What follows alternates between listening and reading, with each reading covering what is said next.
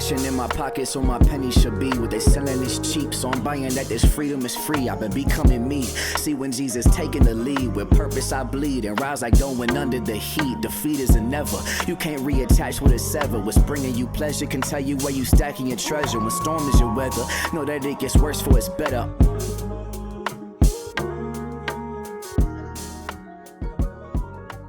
Hello, everyone. Welcome to the Esau McCaulley podcast. I'm your host, Esau McCaulley. And on today's podcast, we have my friend and author, scholar, PhD. What's your special title at Baylor? Just boss? What is it? No, not boss. I don't want to get you in trouble. You work for somebody. I work for the boss. I work for the boss. I'm special advisor to the president for equity and campus engagement. I'm sorry. Did you? I know out in these streets that you can have equity in your job title anymore. Is that all right? Are you okay? I know. Is it I'm okay? all right. I'm all right. Okay. I'm all right. I just know. I've been in these streets just blaming everything on diversity, equity, and inclusion. As you should. My wife was like, why you didn't take out the trash? It's DEI. DEI. My kid's like, will you read us a book? Can't read a book, DEI, man. Man. Sorry. It's real about it. Now, I don't want to make light. I don't make, you know what? I do want to make light. One of the things I've been reading about, and we're going to get to your book in a minute. But one of the things I've been thinking a lot about as I've looked at the last 2 or 3 weeks, I've been thinking about Frederick Douglass. Maybe because Frederick Douglass is my hero. Everybody has their hero. Yeah. Ida B. Wells is your hero. Fred is my hero. It's that, sometimes what Fred did in the face of racism is he just lambasted it. Yep. He just had jokes. He had the slave master sermon.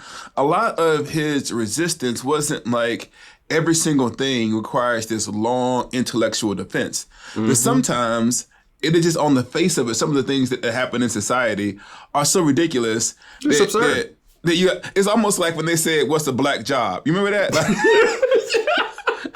But anyways, it's a way of saying life is hard. Yeah. But it's not going to steal our joy. Yep. But anyways, we're talking about your book. We're here to talk about your book, The Anti-Greed Gospel. Every time I say the subtitle, I always get it wrong. So give us the subtitle so you can nail it. Because I used to get mad when folks got the subtitle Reading While Black wrong. Yeah. So I'm going to make sure that you can roll it off the tip of your tongue. Give us the subtitle. Yeah, give us the whole thing. Yeah, so it is The Anti-Greed Gospel, Why the Love of Money is the Root of Racism, and How the Church Can Create a New Way Forward. That's like those old school titles where the sentence is the book. It's like the Puritan, exactly. Yeah, it's like an old school Puritan title. When the marketing folks gave me this as an option, I was like, oh no, that subtitle's a little bit long. But then I love the Puritans, and I was like, it just tells people what it's about. Great, easy. African American biblical interpretation as an exercise in hope. And so that's it. What is it? That's the thing. That's what's about. Since we're talking about money, we have a game that we often play on the podcast titled, Are You Washed? And the whole point, and maybe people don't understand what wash means. I'll give a review. So I was playing basketball. I tell this story a lot. And there was this dude who was guarding me, right? And I'm thinking, I'm going to fake left, and then I'm going to go right. I'm going to go this way and then that way. And when I fake left, I want you to know that my knees asked me verbally, Esau, what are you doing? We don't cross over anymore. We go north and south. And so I realized I'm washed. I can't play basketball anymore. That ain't for me. I was watching the Grammys yesterday. Yeah. And I'm definitely washed because I hadn't heard, if it wasn't Beyonce, I didn't know who these people were. I'm being honest. I'm keeping it 100. Anyways, Are You Washed means, are you still able to engage in the activity under question? And so when I ask you about greed, and that's the topic of your book, I got to figure out whether or not you wash, whether or not you're still in the game, so you can still do it. And so the question that I have for you, and this is the Esau McCaulley list. The Esau McCaulley list is this. I want you to tell me, actually, I stole this list from the internet, but I didn't edit it because the internet got it wrong. But these are the top 5 songs. Actually, I have 6 of them. The top 6 songs about money in no particular order. And so this is not the moral rightness of the song, just a catchy song that everybody remembers about money. And I'll give you a clue. 2 of them are rap. Okay. And one of them's an R&B. These three, no, two of them. One is a modern R&B, modern-ish R&B song, and the other one is like an old school, like 70s soul song. Okay, I gave you some clues. What do you got? One is I need money. That's what I want. Oh, I don't even know. I don't even know who that is. But I know the song, but that's not on the list. It should have been on the list. That's not on the list. I quoted it from the 70s. This is from the 70s. From the 70s. Okay. From the 70s. From the 70s. Oh gosh. The OJs. OJs. For the love of money, man. For Look the at love you. of money. I use this. So this, and that is funny because I used it in an Instagram post when I first announced the book. It was for the love of money. Oh man. Love of money. Okay then. This one, a member of this group just won Grammy for Best Album. It was country, but this was used in the R&B group. Oh, okay. So Destiny's Child. Let me see. Something about bills. Bills. There we go. Okay. Now these two, are hip hop songs. One of them was made by. One of them was made by a rap group with like 100 members in it on the East Coast. Oh, so Cream. Yes, Cash rules everything around me. Everything around me. Yeah. And the last one was made by one person who is in jail currently, and the other person, unfortunately, is no longer with us. It's a hip hop group. One was murdered. The other one's currently in jail for doing some really sketchy stuff. And there's two. So there's two of them. Okay, hold on. Because my first thing was to go to the Migos. Who in jail? It ain't that hard. Who's in jail, man? I don't know. It's Diddy. It's more money. Okay. More money, more problems. Okay, yeah, that works. There we go. That works. So the other who's in jail? Well, yeah, Diddy's very much in jail. He will never. He might be listening to this podcast. He will never come to a live recording. Oh no, he is definitely under somebody's jail, rightfully so. It's what you get. You do dirt. Sorry, this is a DMX line. You do dirt, you get dirt. So the other ones that we had that I'm not going to make you guess is Can't Buy Me Love by the Beatles. I think I've heard that song, but I don't get it. But I think Money, Money, Money, that might have been the one that you're talking about by ABBA. Yeah. Okay, that's by ABBA. Okay, no, that's a different one. ABBA, yeah, that's a different one. ABBA, I don't even know. Those are the ones that was on the internet. The ones that I told you, the ones that I know. So let me ask you this. Yes, sir. You decided that you wanted to write a book about greed. Yeah. Of all the, and you know, if the people who don't know your work, like you deal with equity, your dissertation was on lynching in the United States. Is that correct? Yeah. I'm saying you're right. So what led you to say, I want to write a book about greed? Where did the idea, the genesis of this book come from? Yeah, so at first it was just going to be a book on racial violence in the church. That's what Brazos kind of initially approached me about. And as I was thinking about what I wanted to write about that, I started to ask the question, where does this come from in the first place? Why does, and especially with lynching, why is it as violent as it is? Why does it continue for as long as it does? And that I'm gonna stop you right there, because this is also some of the harder part of your scholarship to discuss, because lynching is not a common topic. Right. And people kind of know the lynching was bad, but give us a little bit, because you just said that really casually, like we've all read the scholarship. Can you tell us a little bit about like the history of lynching, or a little bit about what you studied and how that informed this project? Yeah. So after Reconstruction, so the period from 1865 to 1877, after the Civil War, when you have essentially what are 12 years, possibly the only 12 years in American history that were intentionally focused on building a multiracial democracy. That ends basically in 1877. The federal troops who were in the South to enforce the Reconstruction Amendments by which Black people could vote, exercise civil rights, things like that. The federal troops enforcing that pull out, and you have a period of what's called redemption. where a number of white Southerners essentially take political power back in the South. That also marks a period of profound racial violence. So starting in 1877 after the Great Compromise, right? Yep. So after the Great Compromise, so when you say profound racial violence, really briefly, give us a picture of what you mean. I know you got the numbers at the tip of your tongue. Yeah. So from the late 1880s through roughly 1941, you have more than 3,000 black men who are killed by mobs.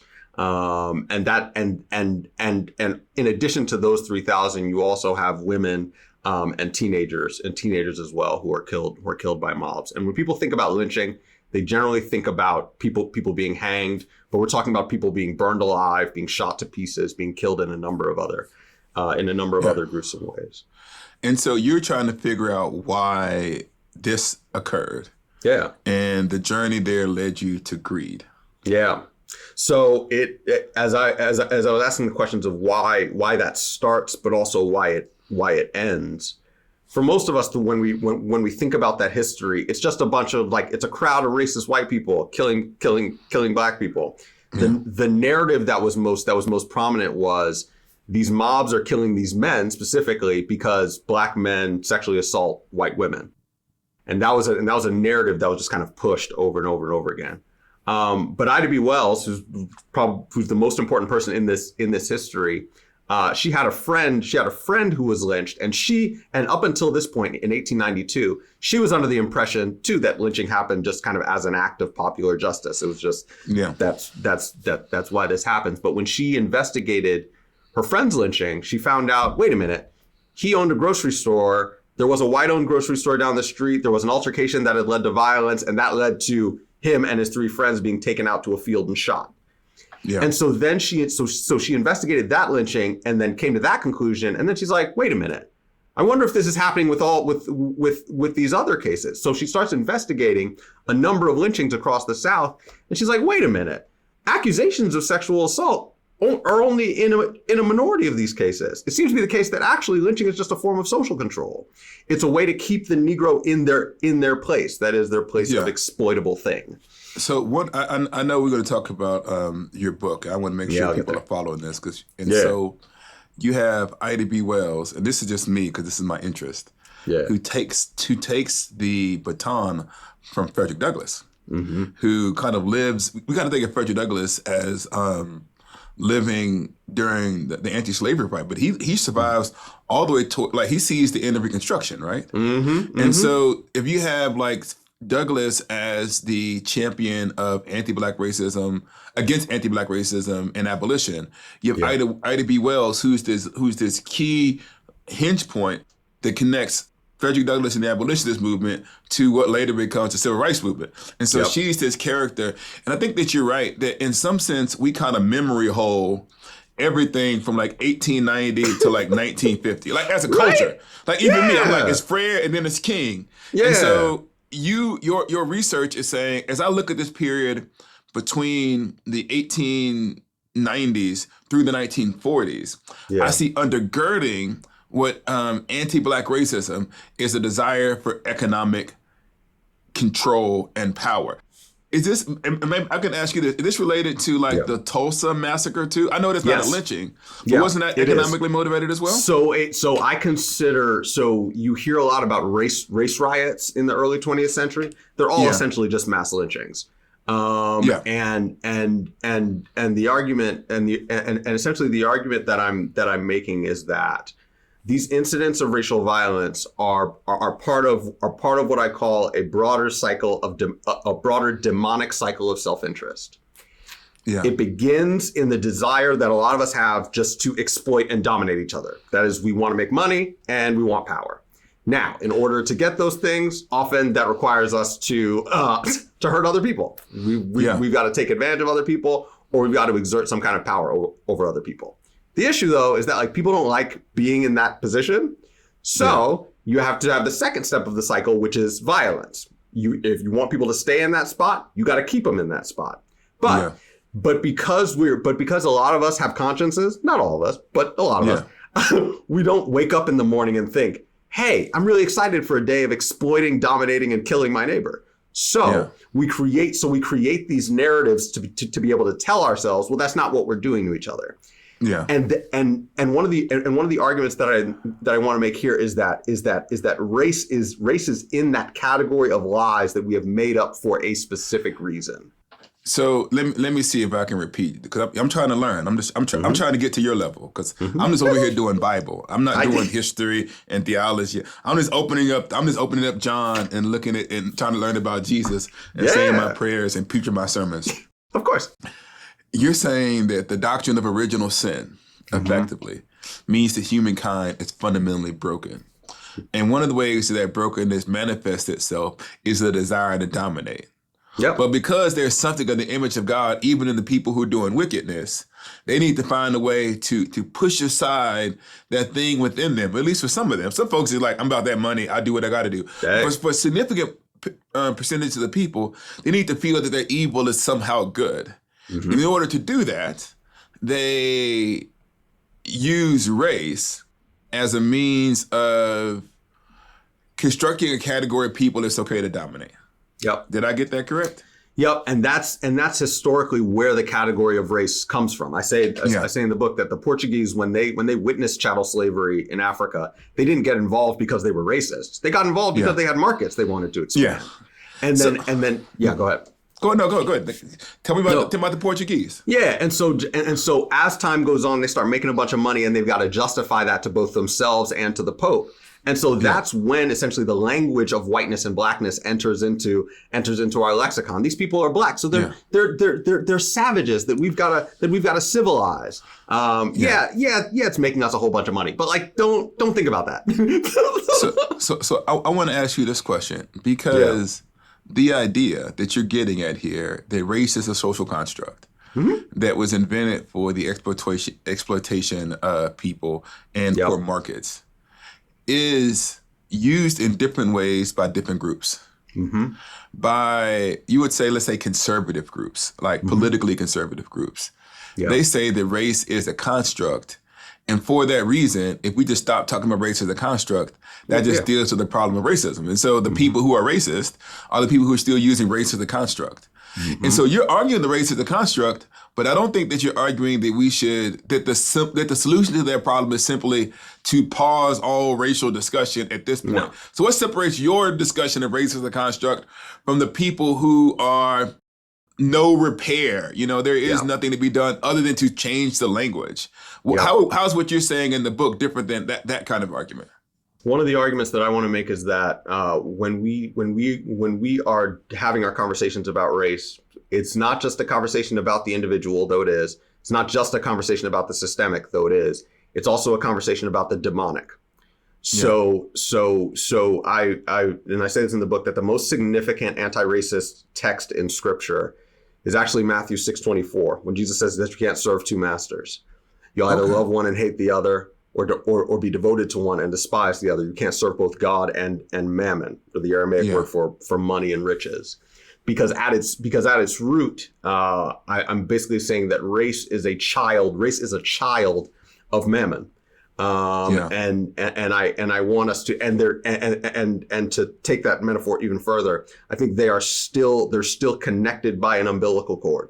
Yeah. And so if I want race and racism to die, I have to kill what feeds it. Yeah.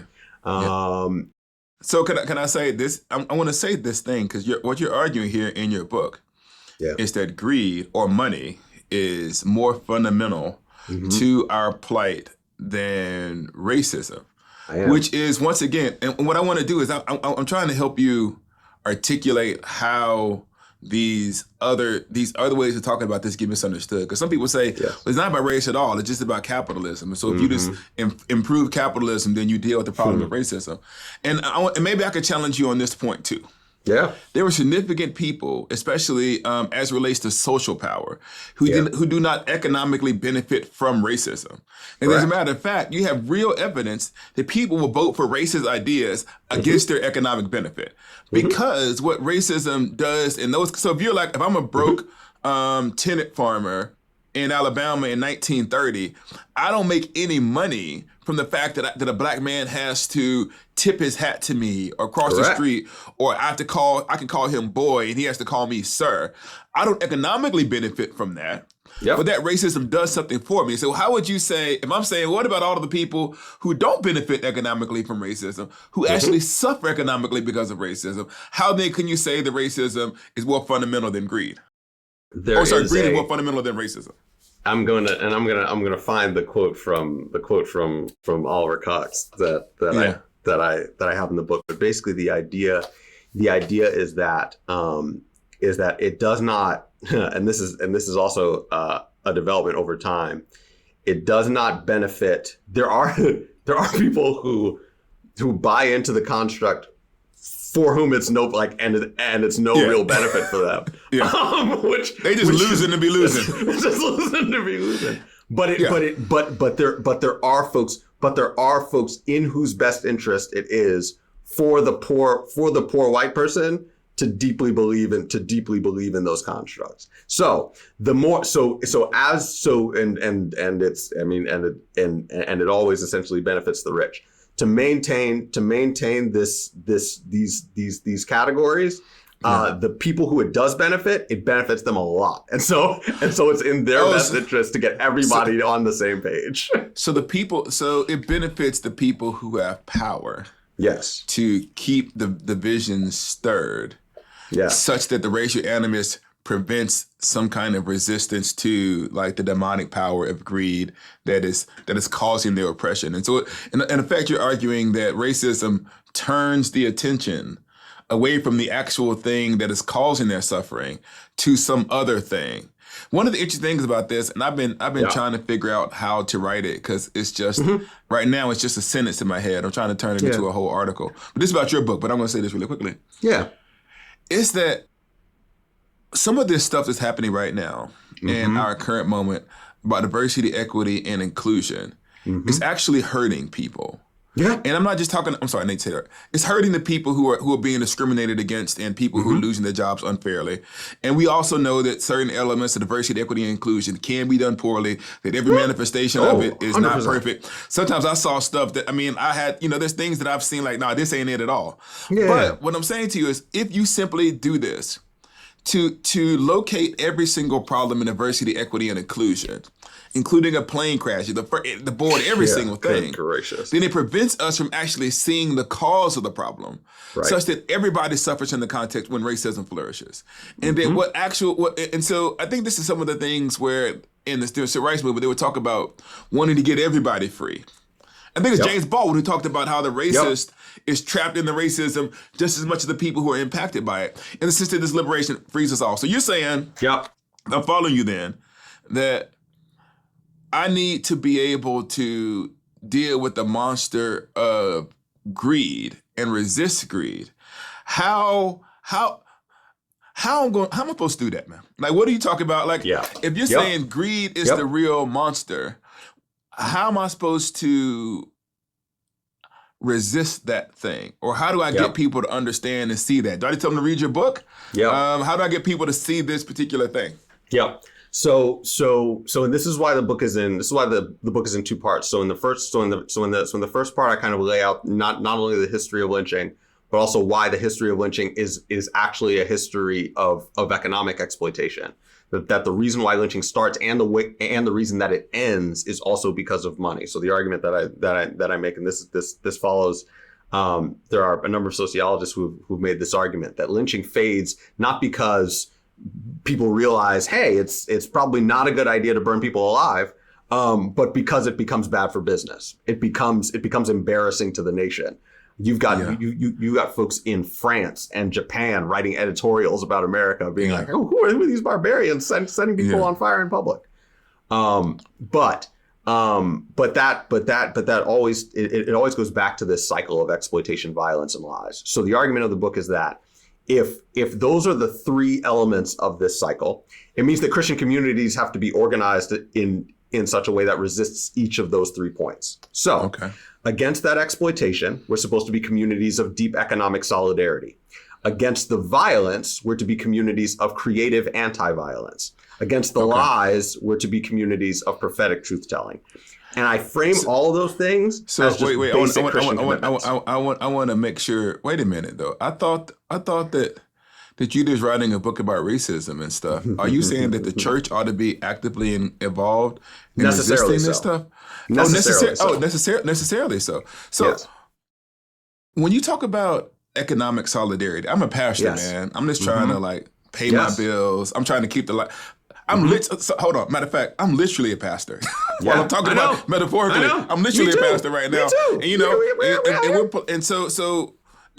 we're trying to make payroll, right? So for the people who are trying to say, what does economic solidarity look like practically for a church that doesn't have? We're not a mega church with a huge budget and tons of money and a playground and a gym and 100 staff. What does economic solidarity look like for, you would say, your ordinary run-of-the-mill church, which has in America between 60 and 80 people, and the pastor's bivocational? What does that look like? So to that, I look to the scriptures. So especially in Acts 2, immediately after the Holy Spirit descends on the people of God, they're described by as kind of taking part in 4 activities: devotion to the apostles' teaching, prayer, the breaking of bread, and the fellowship, koinonia. Okay. And that koinonia, the fellowship, is the sharing of goods.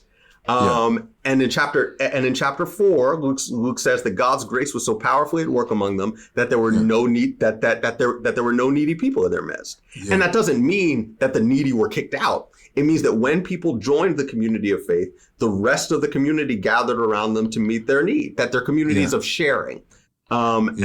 And we're in an economy that broadly encourages us to just be producers or consumers. Yeah. And what the gospel teaches us is that we're supposed to be fundamentally sharers. And that example is given to us by Christ. And so real briefly, as a Bible reflection. No, go ahead. Do your Bible thing. I can learn something. When folks think about Philippians 2, okay, it is often thought of, I think, in a pride humility paradigm. Yeah, and I want us to think about it in a hoarding versus sharing category. Because he doesn't grasp the equality. Because he doesn't grasp. Instead, he empties himself. Because in many ways the fundamental purpose of the incarnation is that the Son of God might share everything that he has with us. Yeah. This is what Cyril of Alexandria, the Greek, one of the Greek church fathers will say. It's what Athanasius will say, is that the Son of God becomes human so that human beings might become God. Not in a way that changes us into something different from what we are. Maybe this is your problem. Can I tell you what your problem is, Malcolm? What's my problem? This is your issue right here. I don't want to be the rebuke. I don't want to rebuke people on my own podcast. Come on. But you're taking these Christian ideas. Yes. Like God shared his son with us. Everything. And his son shares everything with us. Yeah. And that is a metaphor that exists outside of a spiritual communion. Yes. In other words, you're trying to make it seem like Christian theology ought to become flesh in the lived experiences of people. Yes. And so when Paul says, for our sake he was rich, he became poor. Yes. And I reflect on this in the book extensively, yes. And so what you're trying to say then is that our compassion as Christians ought to be embodied in how we treat those who are vulnerable, because we ourselves are vulnerable in before we met Jesus. That will require me not to be. That will cause me not to. I just like spiritualizing stuff, man. I'm not out here trying to live like a Christian. Can I just say? Okay, then can I just say? Well, then, if my neighbor is in need, I should just be able to say, I will pray for you. But isn't that what James says? If your neighbor's in need, you should just say, pray for you, and instead of helping them. Esau, love. Why? That's wokeness. What you trying to give me? Get Esau, love. Is it DEI? Love, I'm sorry. Love according to the scriptures is always a material relation. Oh. So if I were to ask the scriptures, what is love? Well, I could look to 1 John 3:16, where we're told this is how we know what love is, that Jesus Christ laid down his life for us. Therefore, we ought to lay down our lives for one another. Okay, well, I could just think about that just obscurely, or I could read the next verse where he says, if any of you has material possessions and you see your brother or sister in need and have no pity on them, how can you say that the love of God is in you? No, he would say, he should say, no, that's not what John 3:17. It says, if your brother has material needs, you should just pray for him and leave. That's what it said. I don't know what version of the Bible you read. That's not the text. It's not your Bible. It's not your text. That's not my Bible. That's like when your pastor starts shaking the Bible. I'm going to preach the word. I'm saying this because once again, I'm being silly, maybe because I got my friend on the podcast. But it's this idea that we don't have to choose as Christians between a deep, robust personal relationship with Jesus, where Jesus forgives us our sins and brings us into his family. Sure does. And we can say all of those things. I'm a part of the family of God. But how does that theological or spiritual belief make itself known in how I treat my neighbor is essential. And I keep thinking about, like, we have these, I'm Anglican, right? Yep. And so I know y'all don't like us, but y'all do like us when it comes to marriage. I love you. I'm saying, like, y'all still our Book of Common Prayer because y'all can't write your own liturgies. So y'all still our marriage rights. Y'all still our marriage rights. I do love it. And so when it says what God is joined together, let no man, just back in the day, no person tear asunder. Tear asunder. Tear asunder. That's like the king James. That's good. The point of that is these things are intimately related. Yes. And when I talk about love of God and love of neighbor, that's another, like, you can't tear them asunder. Okay, then. No. In this book, though, before you got me preached, you got me excited because this book, as you all can tell, I really want y'all to read the Anti-Greed Gospel. It's gotten the Esau McCaulley, because it's the Esau McCaulley bump, because it's like 8 listeners to this podcast. It's like 8 listeners to this podcast. I love it. I want all 8 of y'all to go and buy the book tomorrow. And if people buy it, then next thing you know, I become the kingmaker. So people got to come on the podcast to get the cosign. So there it is. There it is. That's why I'm here. Yeah, that's why you're here. So you talk about this idea. You talk about this idea in the book that I really want to make sure we get to before it's gone. Yeah. Racial capitalism. I got a Bible. I haven't seen the word racial capitalism in the Bible. And so I'm not an economist. What is racial capitalism and how does it relate to what's going on in the book? But more importantly, what's going on in society? Yep. So I take this from a number of scholars, but it's basically the idea that the history of race and the history of capitalism are the same history. So the economy that we know kind of requires us to place one another in categories of exploitable thing and exploiter. And so even historically, when we and I'll define capitalism very briefly. It can be seen as the mixture of three things. You have private ownership of what are called the means of production. So land, resources like that. They're in private hands, not state hands, not group hands, but private hands. It's an economy where there is wage labor. So you will work for somebody to make wages. And there's market exchange. So there's exchange of goods through markets. But there's another element, and that's the profit motive. That is, businesses thrive because they seek profit.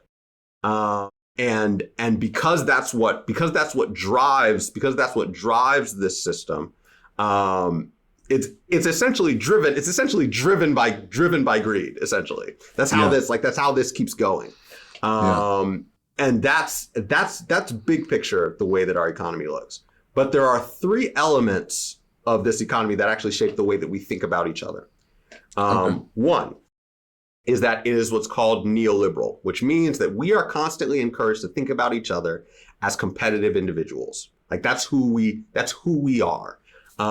What I do, like basically my situation depends on me doing the right thing all the time. And if I succeed, it's on me. If I fail, it's also on me. There's a lot of pressure. There's a lot of pressure there. But also everybody that I come into contact with is a competitor with me for something. And that breeds a certain understanding of who we are. That's one element.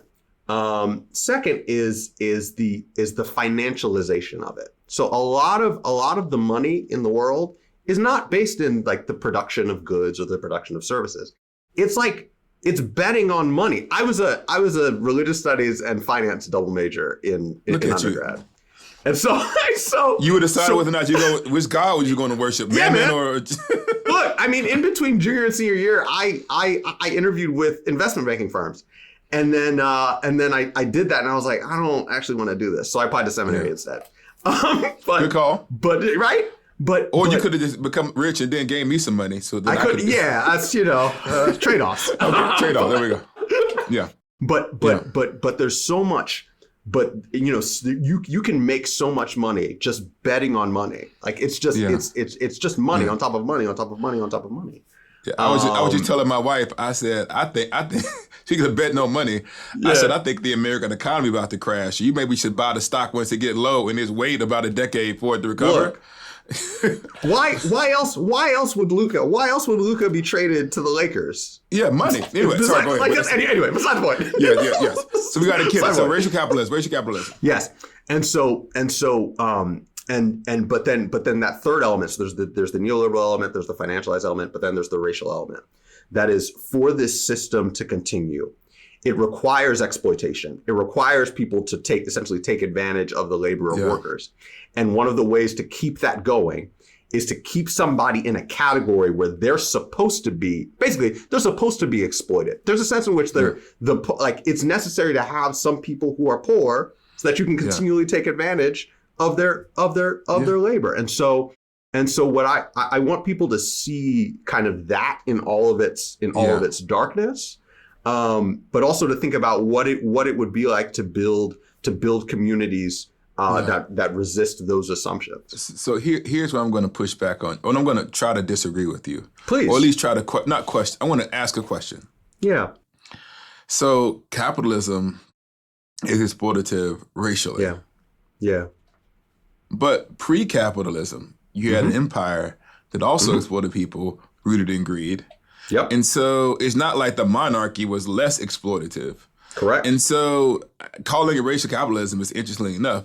But is it, in other words, if I buy your essential thesis, that the greed kind of over, like, it's the primary thing. This greed and desire for power, it's this overgirding thing. Yep. When you say racial capitalism, you're just saying that race is the engine that, like, empowers the greed that's inherent in capitalism, so that if you got rid of capitalism, this is not a defense of capitalism, it's just me saying, if you got rid of capitalism, you still have the greed that undergird that we have to deal with. You do? And is that fair? Is there an economic system that's not rooted? I'm not going to ask you that because you might. That's a whole nother conversation. So maybe I shouldn't ask you that. I'll ask you this then. I'll ask you this. As a pastor, and as a theologian, I believe that, and this is one of the things. Maybe I put it out. Let me go back and say it this way.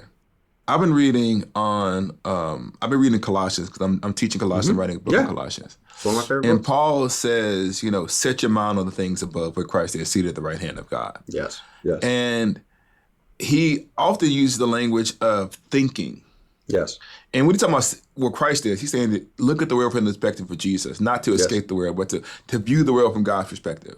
Right. And so sometimes when we're talking about, we talk to authors and people who write books, and we want people to have a practical takeaway. Yeah. And by that, we tend to mean, here's this tangible set of 3 practices that you can do. And I don't want to dismiss those things as if they are unimportant. But Paul also thought that redemption in Christ ought to inform how we think. Absolutely. And that out of a changed thinking comes changed actions. Yep. And such that even helping us think things new or differently will lead to better action. So I'm not asking you then, give me 5 practical, here 5 practices. We can ask that question second. What I actually want to ask you is, if I read this book, and I want people to actually read the whole thing, but what are some thoughts that you want to say people are going to think differently as a result of engaging the ideas in this book? I think one of the base assumptions of neoliberal capitalism is that if you see somebody suffering, especially in poverty, it's probably their fault. Okay. And that also means that we are bred essentially to be a people who default to judgment. Okay. So we see people in suffering, and because we've been told in an economy that baptizes the desire to get rich, we're essentially told, well, if you're not, that's probably because you're lazy. Okay. And yet the scriptures tell us not only that the love of money is the root of all kinds of evil, but also that those who desire to get rich fall into a snare and a trap and all these things. Yeah. And so then Paul says, man of God or woman of God, flee from these things. Yeah. One of the things that I want people to be thinking through is not only what it looks like to flee from greed, but also to ask the question, why is it that I have not heard sermons about me needing to flee from greed? Yeah. Because most people haven't heard that. So you want us to think about how, like, in other words, when I see a poor person, my base assumption needs to be reframed around what the gospel says about money and power and greed. I want us to default to mercy. The default to mercy. And that's what I mean when I said, and this is one of the things, and maybe this is because I'm like you, I'm a theologian. Yeah. That sometimes us theologians are seen as not as important as the people who are practical, like practical theologians. Because I know your book has some practical tools too. Yeah. But what I'm saying is the intellectual work is necessary because it's only the intellectual transformation. Because you've seen people who can engage in works of justice and compassion who are still fundamentally kind of uncharitable. And because that charity isn't rooted in a changed perspective, it's often not sustainable across time. Or it'll reveal itself as paternalism at the last moment. Exactly. And so you talked then about like some ideas you want us to think. So then how about then I want to ask you the second part of that question. Yeah. Don't give them everything. I'm teaching you this, Malcolm. This is new. You can't give them the whole book, right? You got to give them a little taste of it. Yeah. So what kind of, speak about one or two practices then that you might think that might come out what someone who cares about this might consider doing? Yeah. And in one of the chapters, I basically argue that the opposite of greed is not generosity. Because generosity can... I'm just kidding. I'm joking. These are jokes. Y'all not going to come in with this prosperity stuff. No, just because generosity can very easily turn into paternalism. Yeah. Instead, the word that I use is solidarity that is aimed at equality. And this comes from 2 Corinthians 8 when Paul's talking to Corinth about Macedonia, and he's basically saying that the goal is equality. And so I want it to begin. So I would love it to begin where we were just talking about in Acts, where one of the goals in these church communities is to build communities of sharing, which means that you've got to first build an ethos of people who are willing to ask for help. That's what I'm finding in my own church. The first thing to break down is this assumption that we all just need to be working towards self-sufficiency, and that's what the primary goal is, that I can make it on my own.